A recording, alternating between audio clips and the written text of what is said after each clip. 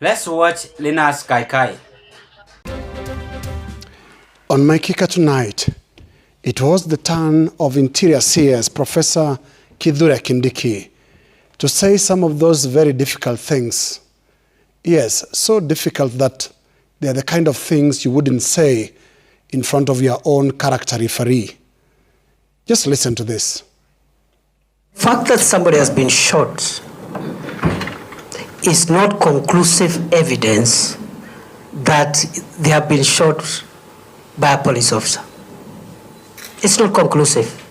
Maybe there's a presumption that that bullet is the bullet of a police officer, but as a person who has practiced law for a quarter of a century, I can say this without fear of contradiction. The fact that somebody has died through a bullet where police officers were trying to control a crowd is not conclusive proof that that person has been killed by a police officer. And that's why the justice systems must help us establish the truth without shielding anybody. If a police officer went outside the law, they must be held accountable. Now, if we had him right, the Interior CS is trying to suggest that some protesters shot dead by the police were actually not shot dead by the police. Simple as that. The suggestion here is there were guns other than those of the police that were in use during the deadly police killings. Now, Professor Kindiki did not submit to Parliament evidence to that effect.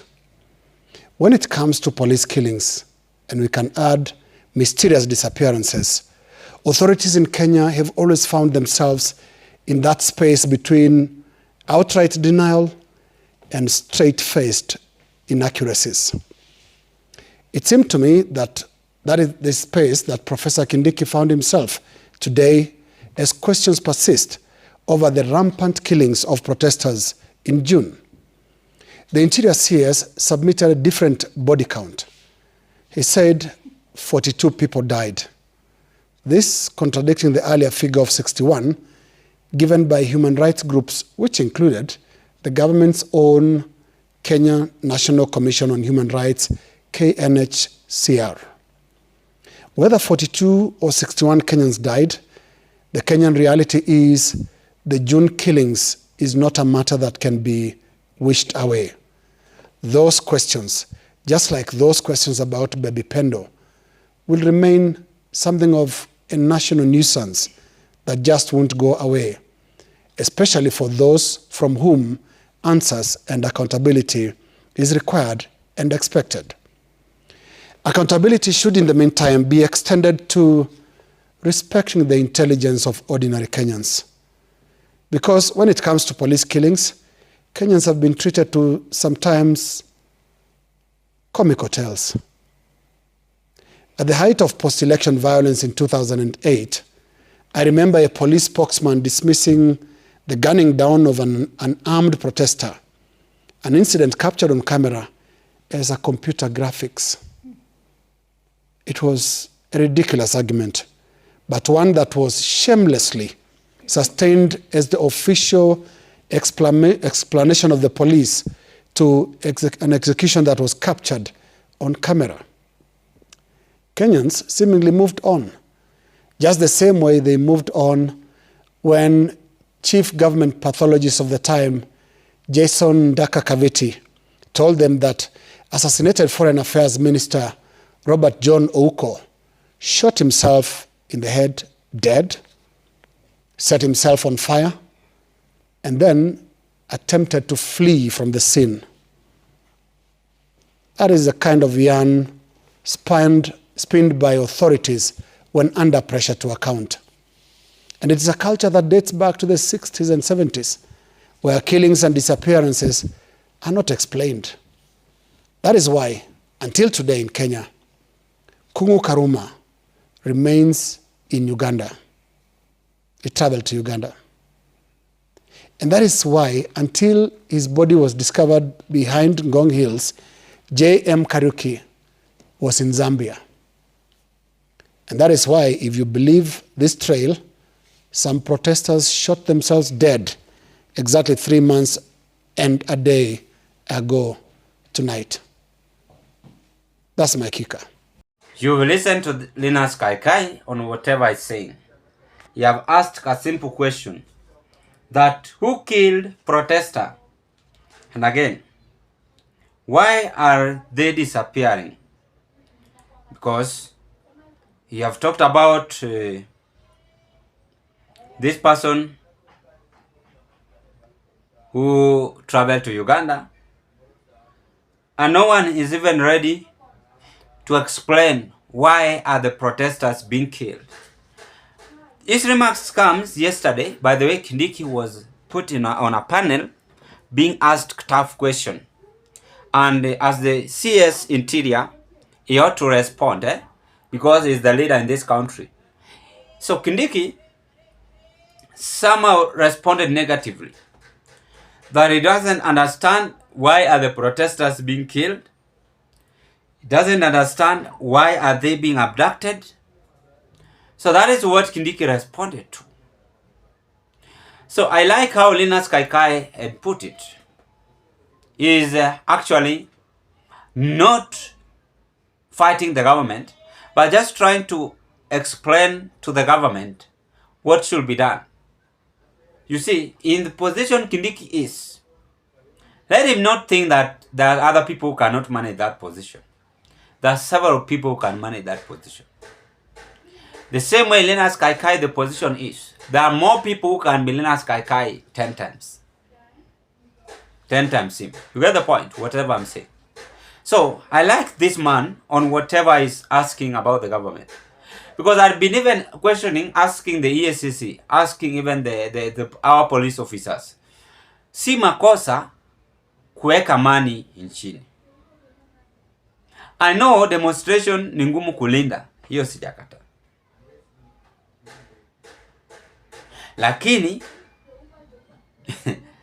shida inakuanga wapi?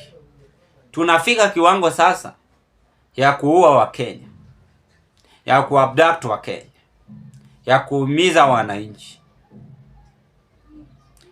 Those are the questions even Linus Kaikai is asking. And for those who had asked such kind of question, some traveled outside the country, they jetted, some came dead. But we must come up with a clear conclusion that for how long will Kenyans demonstrate peacefully without any police abduction, without any police threat, without any police brutality, without being tear gas? Are they misbehaving? Yes, if they are misbehaving, our police officers have mandate just to write a report. Wananchi wetu wana misbehave. Wao tumewapea ruhusa, tumewapea jukumu lao kulingana na constitution, waandamane, ni sawa. Lakini they are doing this and that. They are doing this and that. Nyinyi pia wananchi mfaa mjiulize, mtumie common sense. Kwa nini mkiandamana lazima mchome barabara? Is that is necessary? Second one, must you just rob people's property?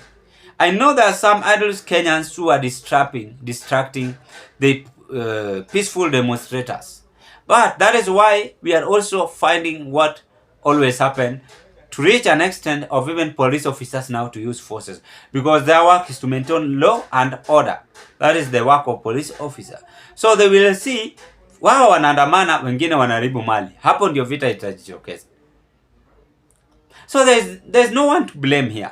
We must blame ourselves because we are all Kenyans. So we must think beyond our box. Linus Kaikai is bringing this into details. Yes, the government have done this and this in demonstration. What have they done to stop this? That is what Linus Kaikai is explaining. What it is which should be done to stop this demonstration. On several occasions, there are millions of Kenya, there are several people who are demonstrating outside here, and there is no need to disturb them because it is their right. The same way doctors demonstrate, the same way police officers demonstrate. Kama mshahara ni kidogo, lazima watu waandamane, hata kwa ile workplace unafanya. It is all about understanding and coming up with a clear conclusion. Tupiganie nini kwa hii maisha? Tupigania nini?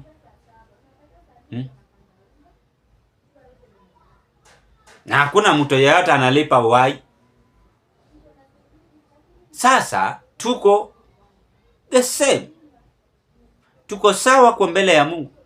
Tufaa tuishi na amani na tuelewane. That is what Kaikai is now explaining on his news gang. But he have again exposed William Ruto's blunder as a leader.